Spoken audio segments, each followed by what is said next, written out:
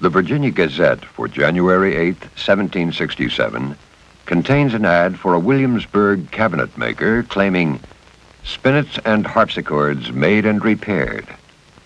A spinet is a small, simple harpsichord, less expensive and therefore more common. Another popular instrument is the violin. An instrument maker in the colonies cannot afford to be a specialist, so he may well get orders for both instruments.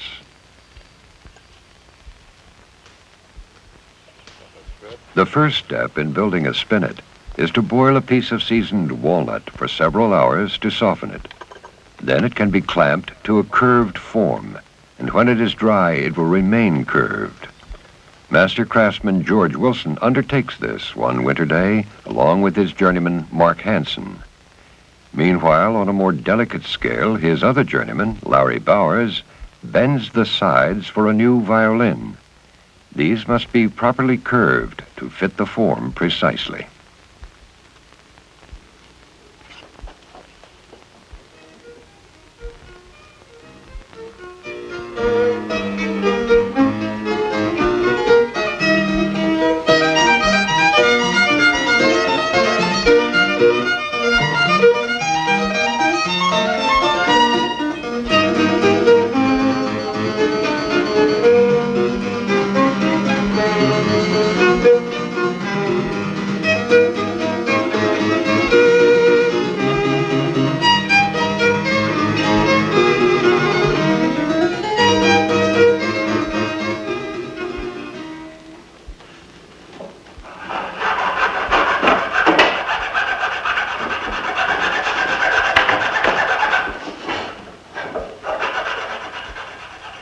After the bent side is thoroughly dry, the case can be started.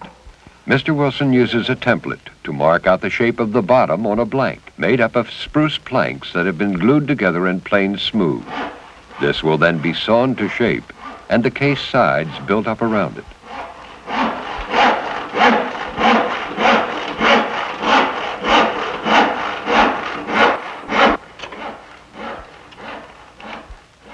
Meanwhile, in the other room, work is moving forward on the violin. The sides have all been shaped and glued to the corner blocks. Mr. Bowers takes them off the form to shape down the inside of the blocks. The corner blocks are faired in to the general curve of the sides, but the end blocks will be left fuller, just being rounded off a little on the inside.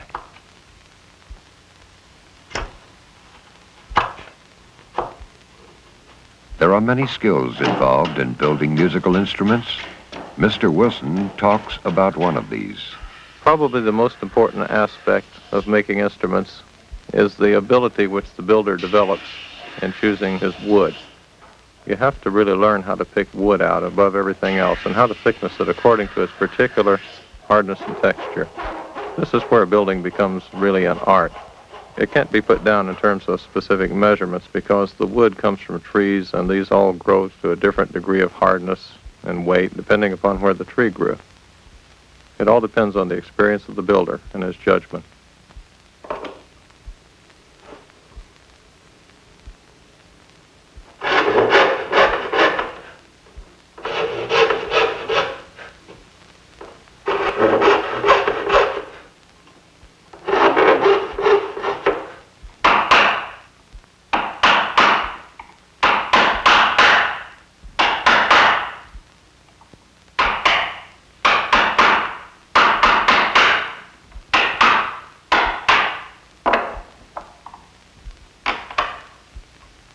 Despite a long history of use, hide glue is relatively weak and deteriorates with age.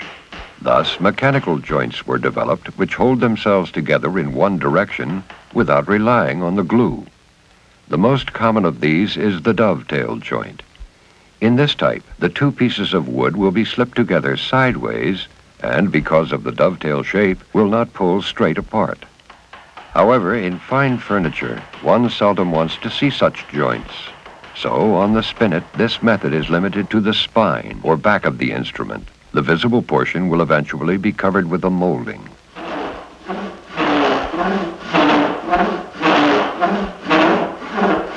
it. Let's start another one. The inside of the case will be veneered with cypress. This has to be cut out of a plank with a special veneer saw.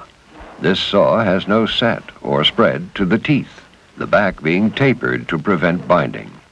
The wide blade tends to run straight. All of this allows a very precise cut to be taken with a clumsy-looking tool.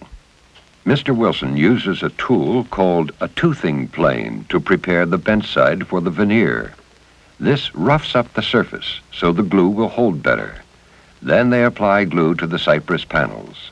These have been trimmed down and lined up so that the grain matches, then glued together with paper. As the glue dried, the paper shrank, pulling the joints very tight. Let's get it as carefully lined up as we can. These panels are carefully lined up and clamped down tightly. A flexible piece of wood called a gluing caul is used to spread the clamp pressure evenly. More paper is used to keep any excess glue from getting to the caul.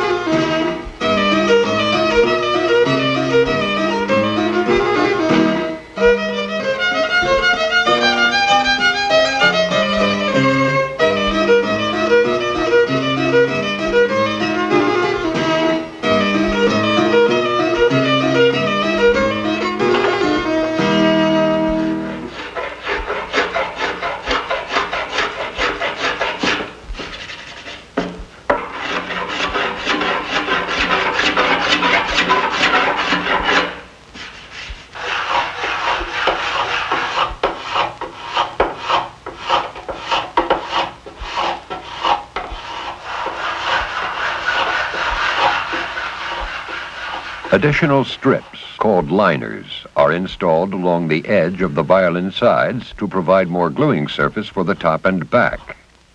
The back is made first.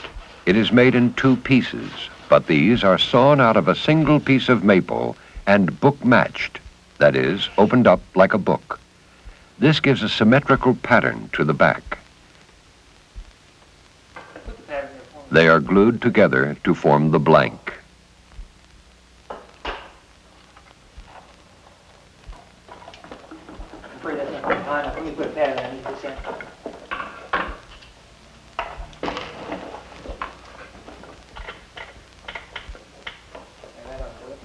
Let's put the violin back on the bench in the other shop.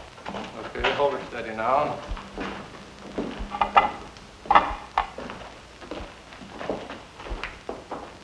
After the inside is veneered, the case can be assembled.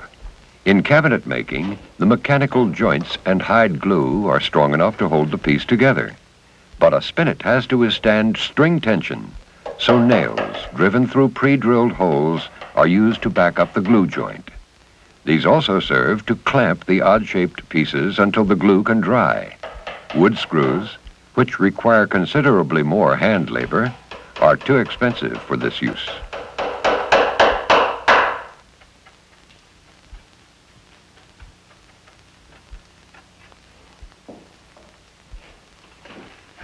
All right.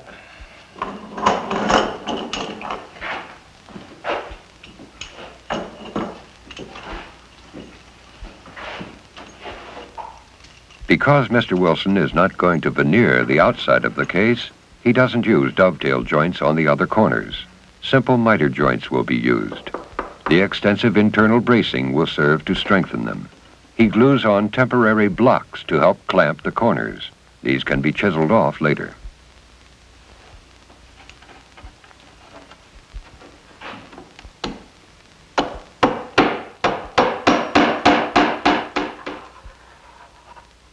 Once the outside of the case is assembled, the interior braces go in quickly.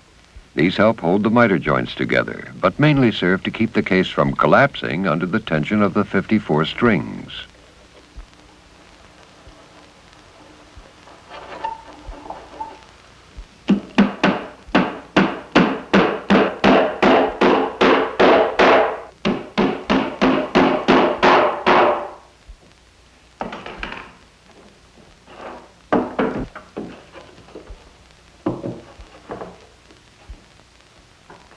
A heavy oak rest plank will take the tuning pins. It is massive enough to withstand the string tension at this end of the instrument. The basic case is finished by adding oak liners to the sides. These support the edges of the soundboard and take the hitch pins. Sloping braces are run from the bent side to the bottom of the case at the spine.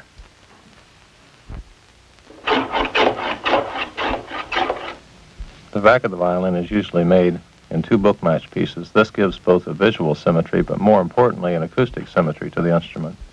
Most backs are made in this way, and tops have always been made in two pieces. The curl itself is just a waviness in the grain. Curly wood is found in about 1 out of every 100 maple trees. This curl runs at either a right angle to the grain or else at a slight angle to it.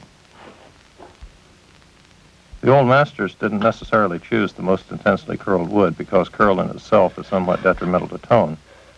They would mostly choose medium-figured wood, and then they would have the visual beauty they wanted as well as the tonal quality that they needed. Because the varnish itself is colored, the curl on the back of a fine violin will appear to shift as you move the instrument about. If it were stained, it would freeze them in place.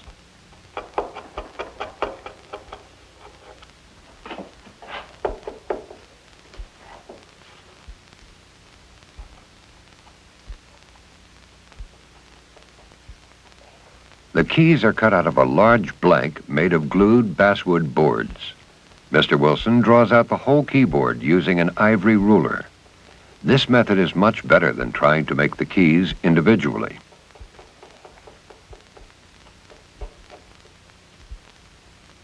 Meanwhile, Mr. Hansen builds the key bed, which is a framework to hold the keys.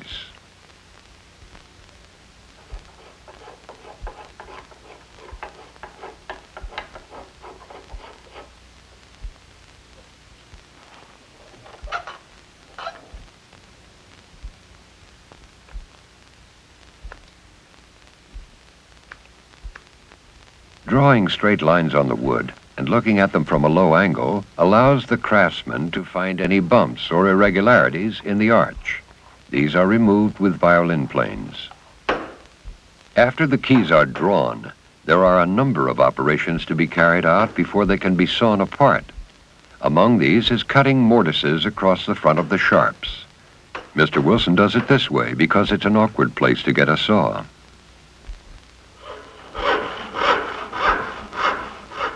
The keys are separated with a thin-bladed saw that has no set to the teeth in order to leave as small a gap between them as possible. Meanwhile, the journeyman can set the balance pins on which the keys pivot. These are set into holes which have been drilled straight through the blank and into the balance rail of the key bed.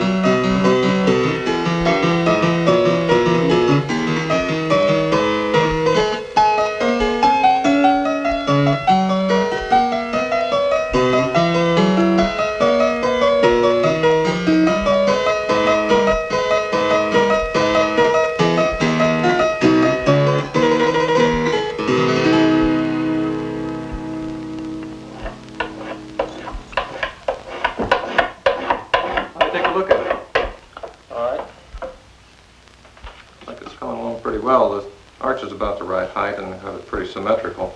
Ready to start finishing it up around the edges now and getting this groove sculptured in. Well, would you like to take it over now? Yes, thank you. A violin is like an organism which has to grow in relation to the materials from which it's made. When you cut the arches, you have to allow for the various hardnesses of wood that you will encounter.